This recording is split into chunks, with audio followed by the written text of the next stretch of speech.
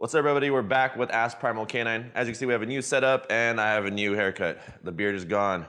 So, first question that we're gonna do to start everything off is, or someone asked me was, what is your take on positive reinforcement? Positive reinforcement, I do believe is great. You know, it's really good in fundamental work. It's really good on causing motivation in your dog to, want to learn, want to train.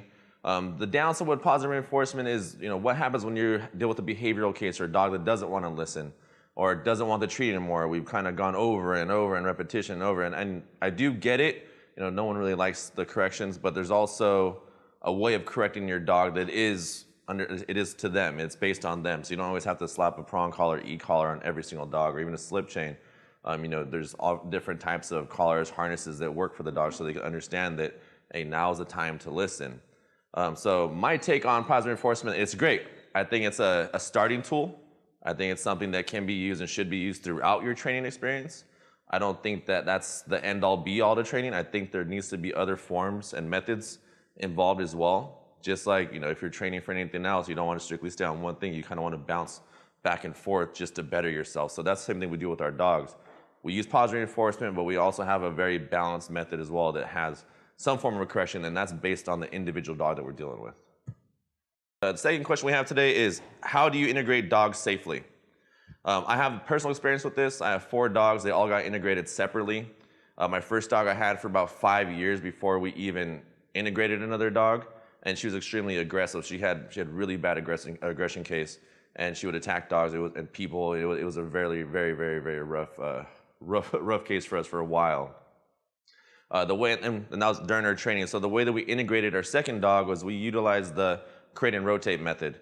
It took a little longer than expected, but that worked out well. She became accepting of him, and he no longer was afraid of her. And then when we integrated our third dog, which is another male, and now we have 2 males and 1 female, we use the same method. It was a crate and rotate method.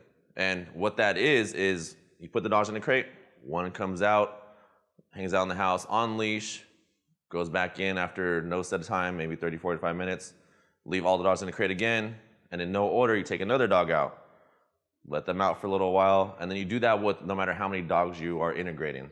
Once you start seeing that they are okay, they're kind of playing with each other through the crates, they're able to not necessarily growl when there's treats in the crates. All my crates were lined up together.